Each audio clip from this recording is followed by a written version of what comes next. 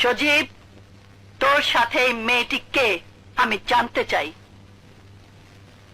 এবারে পুত্রবধূ মা।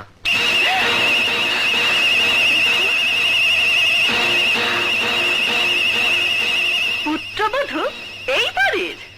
সজীব, আমি আবারও জিজ্ঞেস করছি, বল কে এই মেয়ে?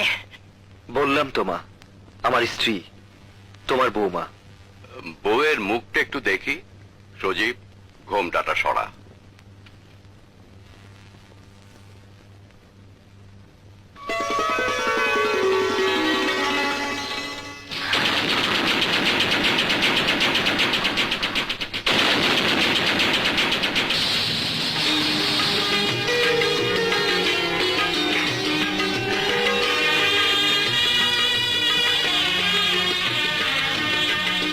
মাশাআল্লাহ, কি সুন্দর, যেন পূর্ণিমার চাঁদ।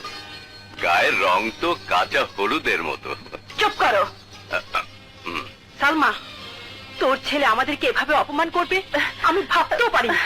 ওহ নো মা, এতে সজীবের কোনো দোষ নেই। গ্রামের কিছু গরিব ঘৃণিত মানুষ আছে যারা ছেঁড়া কাঁথায় শুয়ে লাখ টাকার স্বপ্ন দেখে। এই মেয়ে, তুমি যদি ভেবে থাকো তোমার সেই স্বপ্ন পূর্ণ হবে, তাহলে বলবো তুমি খুব বোকা। তোমার মতো ছেলে ধরার ব্যবসা করা মেয়েরা কোনোদিন কারো বউ হতে পারে না। এখানে অভিজাত সম্মানীয় মেহমানদের দিকে তাকালেই বুঝতে পারবে তোমার শরীরের এই পোশাক এই মাহফিলে বড়ই বেমানান। তোকে দেখেই মনে হয় অসভ্য, ছোট লোক, নষ্টা মেয়ে।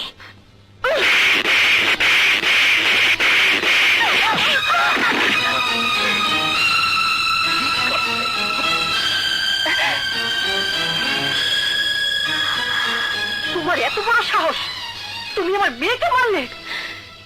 যে মেয়ে আরেকটা মেয়ের সম্পর্কে ভালো করে না জেনে নষ্টা মেয়ে বলতে পারে, তাকে মারার জন্য কোনো সাহসের দরকার হয় না। কি এত বড় কথা? সজীব, তুমি এসব দেখো চুপ করে আছো? শুধু দেখে নয়, শুনেও চুপ করে আছি, কারণ যেসব কথা আপনার মেয়ে উচ্চারণ করেছে তার জবাব এর চেয়ে সুন্দর হতে পারে না। ওকে ওকে সজীব, তোমার বউ সবার সামনে আমার গায়ে হাত তুলেছে, চড় মেরেছে। আমিও বলে যাচ্ছি, এই চড় আমি সবার সামনে তোমার বউকে ফিরিয়ে দেব। This is my promise.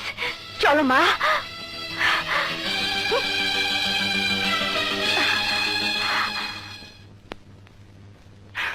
এই মেয়ে, এক ছোট লোকের বাচ্চা, খবরদার, আমাকে ছোট লোকের বাচ্চা বলবেন না।